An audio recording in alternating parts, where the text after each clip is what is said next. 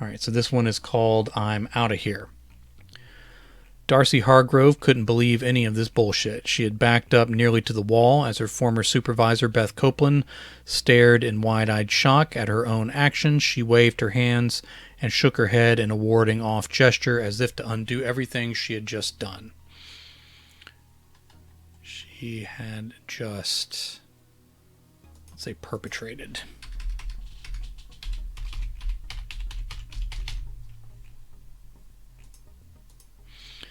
All right. Keeping her eyes on Beth as if the woman might strike like a venomous snake, she tried the doorknob again. It was crooked and would not budge, just like the previous 6 times she had checked. Her fingertips grazed over the deep cracks above the knob that threatened splinters, even though the office door wasn't wooden. To her knowledge, not a single thing in the entire tower was made of wood, no furniture or anything. Was that weird? Everything seemed weird here, even before she got trapped in Beth's office. Beth dared to take a step toward her, and Darcy immediately moved away from the door and the corner to maintain some distance. Her sensible shoes scattered some of the plastic pieces of the broken sound machine at the base of the door. It was never going to produce the soothing sounds of rain or waves ever again. Darcy supposed that this moment proved none of that was working to calm Beth down. Sorry, Beth said. Sorry, I'm not trying. When it became obvious Beth wasn't going to finish that thought, Darcy called out, "What's taking so long?" There was a pause and the movement of feet outside. At first it seemed no answer was coming, but then another female voice said, "Maintenance is on the way. They said they can pop the door free to let you out. They told us not to keep messing with it or we'd just make it worse. Sorry." There was a lot of apology going around just now. Darcy didn't recognize the voice from outside. It sounded young and mousy. She might just be nervous because she could not free the boss from her office. The noise of the sound machine crashing into the door might make anyone nervous. Darcy guessed it was Beth's assistant or one of the pool secretaries. They weren't called secretaries anymore, but that hardly seemed important at the moment. "Darcy, I'm sorry, really." Now Beth sounded mousy. The whole world had gone off its axis. "I don't know what you want me to say, Beth. That we just... I know, unforgivable. The sort of thing that gets me put into a Saturday class for a few months, right? Is that supposed to be a joke? Are you lightening the mood, trying to soften me up?" "No, I don't know. I don't want you to leave." Darcy waved at the crooked knob on the stuck door. "Well, you succeeded at that." Beth snorted, grunted, and then shook her face back into a serious expression. "Right, no, you know what I mean." "Whatever you say, Beth. All the more reason for me to get out of here and out of this toxic environment. I can get you transferred. I can understand, let's say. Change the word for understanding. I can understand you transferring to a different department, different campus, whatever you want." Nope, that's not what I was trying to say. "I can help you get transferred." I actually broke it trying to fix it. Have you ever done that with a story? "I can help you get transferred to a different department, different campus, whatever you want. Not a demotion, your pick, increased salary, benefits, whatever. I'm not trying to get out of anything here, I swear. I'll even walk with you to HR and confirm everything you put into your incident report the moment we get out of here. I don't work here anymore, Beth. I don't care about reporting anything to HR. You're home free as far as I'm concerned. Look, I know I'm not handling this well. I know we didn't treat you as well as we could. You weren't recognized for the contributions you made here. All that can change. Please don't go. You're going to have to accept it, Beth. I don't want to work here anymore, not even without you throwing things at me. I wasn't aiming for you, really. Seems like a small point, Beth. Not sure why you're bothering. Sure, fine, okay. We are willing to match other offers, exceed them maybe. I can push through a lot. I'm willing to in order to keep from losing you.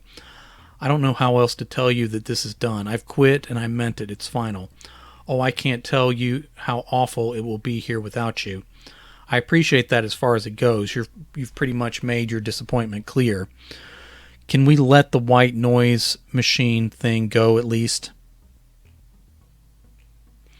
Well, once I'm free of your office, it'll be easier to put behind me.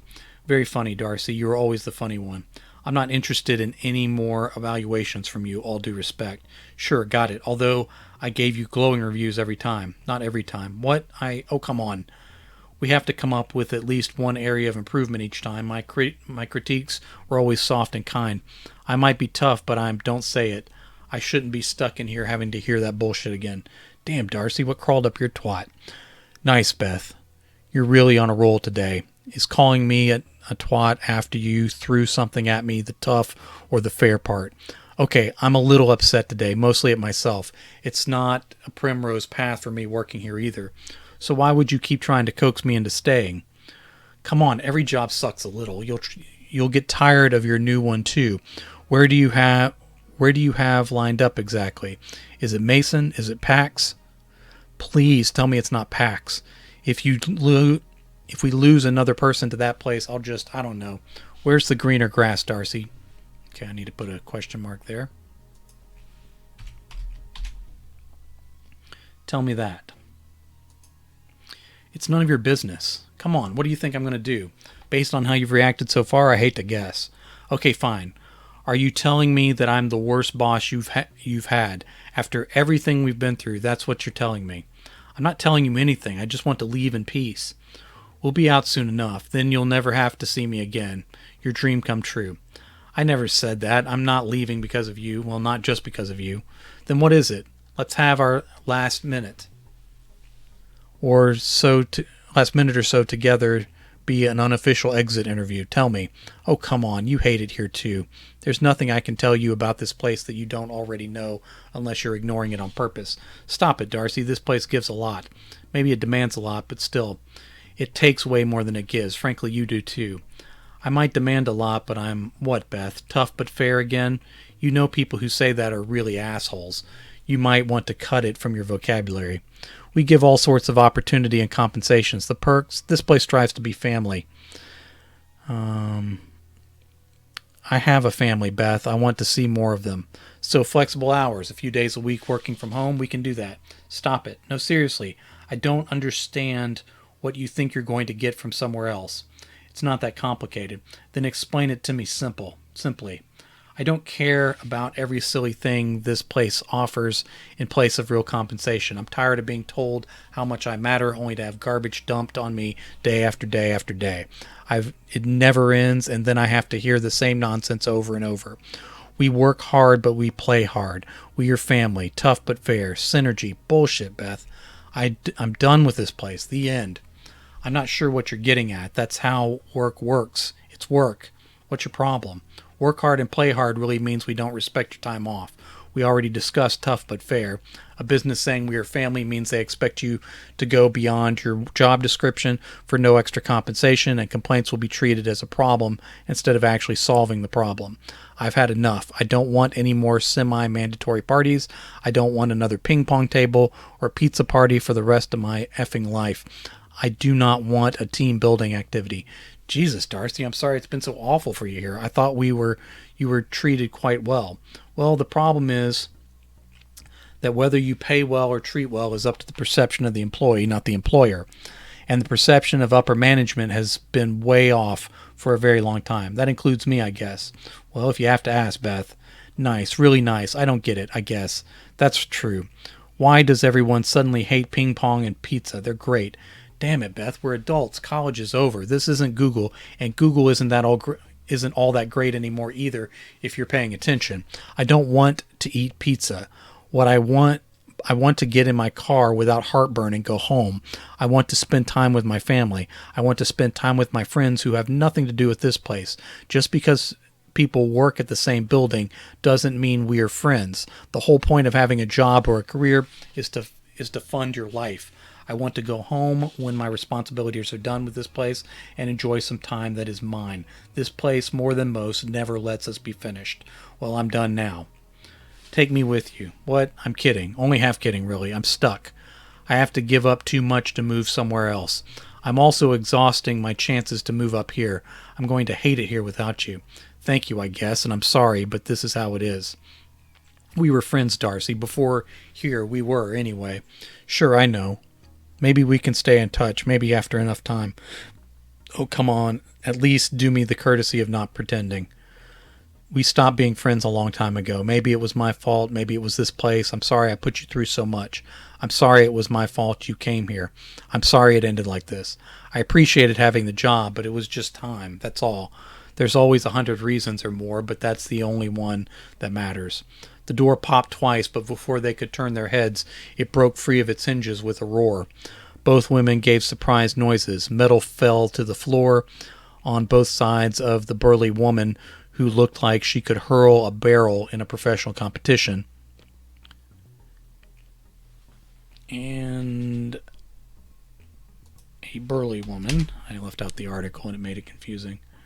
A burly woman who looked like she could hurl a barrel in a professional competition lifted the door completely away and propped it against the wall across the hall. Hey, thanks for the raid, man. Appreciate it. Good to be back and good to see you again. Beth waved the back. It's a blitzer blitz.